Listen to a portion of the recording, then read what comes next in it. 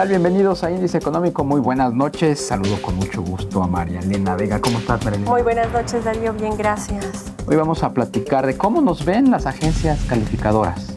Comenzamos.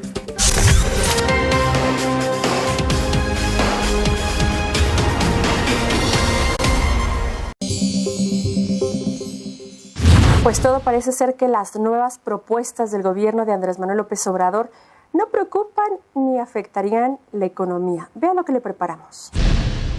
De acuerdo a la última encuesta realizada por el Banco Central, analistas privados decidieron incrementar su pronóstico de inflación del 4.06 al 4.23% para el cierre del presente año. En cuanto al comportamiento de la actividad económica, la estimación de crecimiento del Producto Interno Bruto bajó del 2.29 al 2.25%, mientras que el pronóstico del tipo de cambio bajó a 19.11 pesos por dólar desde los 19.62 pesos de la estimación previa. Sin embargo, frente al acuerdo comercial alcanzado entre México, Estados Unidos y Canadá, la política económica y fiscal no se prevé crisis de fin de sexenio. Así lo asegura una de las dos calificadoras más importantes a nivel internacional en materia económica, Fitch Ratings. Nos encontramos en el último trimestre del año, cambio de sexenio. ¿Cómo nos encontramos en materia económica? ¿Volveremos a ver una crisis de fin de sexenio? ¿Cómo nos va a pegar en el bolsillo a los mexicanos? De esto platicamos el día de hoy con Gerardo Carrillo. Él es director de Finanzas Públicas de Fitch Rating México. Muchas gracias, Gerardo, por acompañarnos. Buenas noches. Buenas noches. Muchas gracias a ustedes por la invitación. Gerardo, fin de año, fin de sexenio o cambio de sexenio.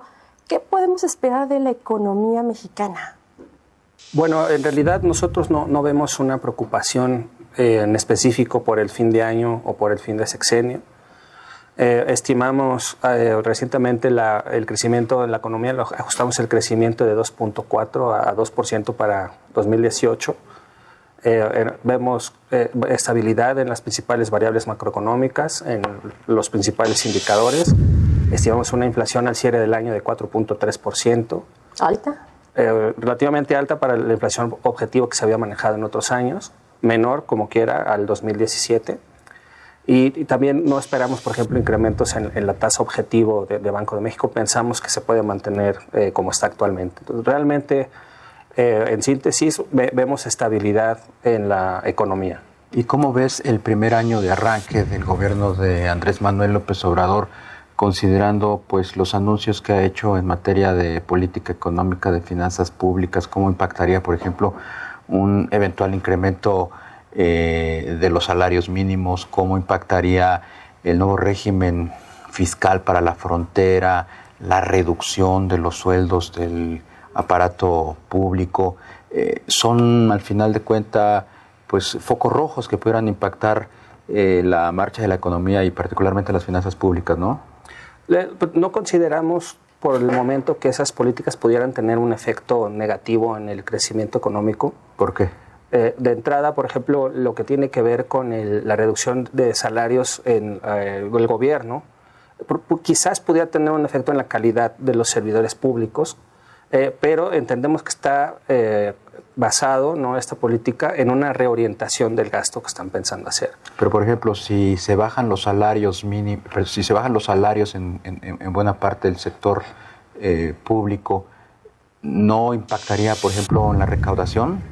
O sea, al final de cuentas, se van a pagar menos impuestos porque va a haber menos sueldo. Sí, tendría un efecto en la recaudación, efectivamente el impuesto sobre la renta de los servidores, pero no sentimos que sea un efecto que pudiera presionar, por otra parte, a lo mejor que tuvieran que contratar más deuda para hacer frente a las presiones de gasto, sino que más bien el efecto se compensaría precisamente con esta reducción en el costo fiscal de los que representan los salarios de los servidores públicos.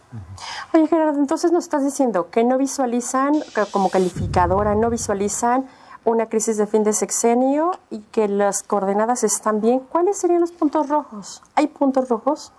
Por lo pronto, como tal, puntos rojos no consideramos, no vemos en el horizonte. Pero sí, sin embargo, hay algunos elementos que son distintos a lo que habíamos nosotros esperado a principios del año. Uno muy importante pues, es el resultado de la composición del Congreso de la Unión. Anticipábamos un Congreso dividido que de alguna manera pudiera ser un contrapeso para posibles cambios bruscos en la política económica, financiera del gobierno. Y el Congreso no como tal pues no fue dividido, sino que realmente el partido va a tener mayoría, el partido de López Obrador va a tener mayoría en ambas cámaras. Eso quiere decir que puede hacer los cambios en las legislaciones secundarias pues, que considere oportunas para su programa de gobierno. Entonces, un elemento que sí quizás está generando incertidumbre para el próximo año es hasta qué punto se van a dar los cambios en las reformas que se habían dado, por ejemplo, en esta administración, hasta qué punto van a suspenderse o a dar marcha atrás. Ese sí es un elemento que puede generar incertidumbre. Y la incertidumbre, la variable que pensamos que pueda estar, se pueda ver afectada por la incertidumbre es la inversión, ¿no? Los proyectos o prospectos de inversión pueden estar a la expectativa de la profundidad de los cambios que puedan venir. Por ejemplo, dos aspectos o grandes temas que justamente tienen en entredicho la confianza y que pudieran ser pues un punto de inflexión en esa confianza de los inversionistas son la continuidad del proyecto del nuevo aeropuerto y la continuidad de la reforma energética. Ustedes como agencia calificadora incluso han pues, prendido llamadas de atención al respecto. ¿Cómo lo ven? Sí, sobre todo lo que tiene que ver con la reforma energética va a ser muy importante, o es muy importante el sector energético en la economía del país, porque tiene un efecto principalmente sobre varias variables, pero las tres más importantes yo diría, uno, directo, los ingresos del gobierno, que aunque son menos dependientes ahora de lo que eran en el pasado del petróleo, siguen dependiendo alrededor de un 20%. Otro, lo que tiene que ver incluso con la propia marcha de la economía, ¿no? Un buen desarrollo en el sector petrolero puede verse impactado positivamente en el PIB como tal. Y otro también lo que tiene que ver con las cuentas internacionales, ¿no? También la balanza de exportaciones petroleras puede seguir teniendo un papel en la cuenta corriente del país. Entonces, el sector energético sí es un sector clave. Vemos positivamente que se estén pensando incrementar las inversiones para producir más petróleo, que haya apertura en el sector en cuanto a los participantes que puedan apoyar a Pemex en extraer mayores niveles de crudo. Y en ese sentido, pues pensamos que sí es muy importante las señales que se den en el corto plazo respecto a hacia dónde se va a orientar la política energética del nuevo gobierno. ¿Y el tema fiscal debe preocuparnos, ocuparnos? Más que preocuparnos, ocuparnos, porque se ha dicho que se piensa incrementar el gasto social en pensiones, en becas, sin incrementar impuestos y sin contratar más deuda. Entonces, al mismo tiempo se habla de que el nuevo gobierno piensa mantener la disciplina fiscal.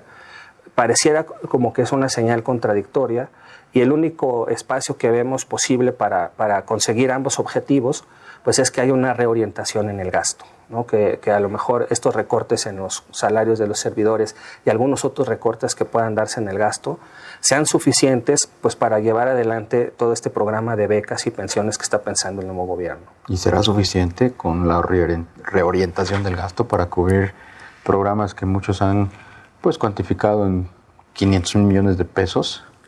Es una muy buena pregunta. Algunas reducciones y algunas cuestiones como el combate a la corrupción pues son muy difíciles de cuantificar.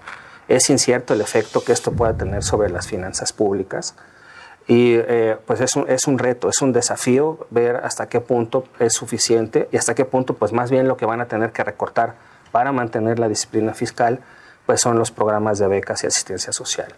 Se dijo, se ha salido de los pasillos de la Cámara de Diputados que podrían utilizarse las reservas del Banco de México. ¿Qué tan cierto? Esto no ha proliferado al círculo más cercano del nuevo presidente. Pero ¿qué posibilidades o qué tan viable puede ser esto, Gerardo? De entrada, con las condiciones actuales es poco viable.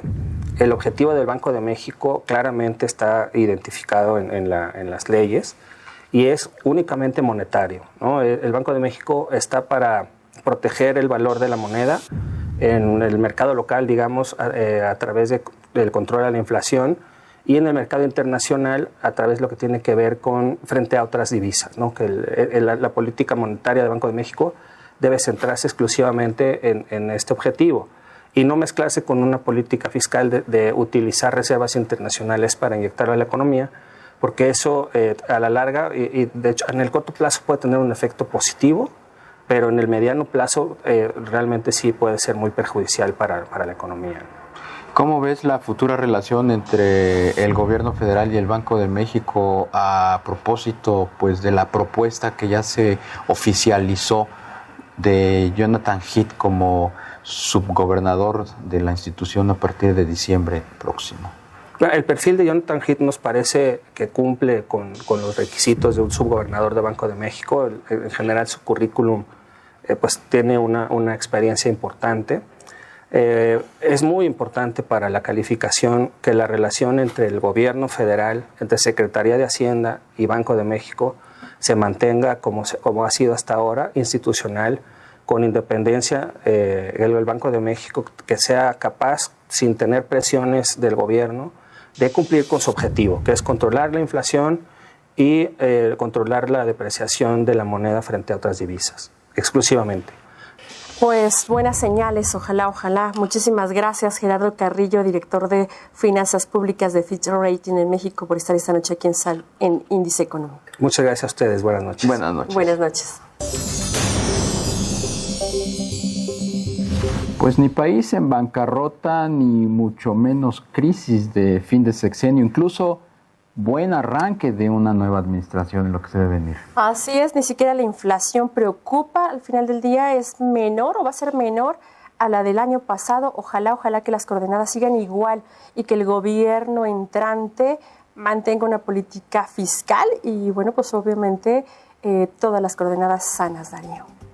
Muchas gracias por habernos acompañado. Lo esperamos el próximo miércoles en Índice Económico, 11:15 de la noche por ADN 40. Muchas gracias, Marlene. Muy buenas noches, Darío Celis. Buenas noches.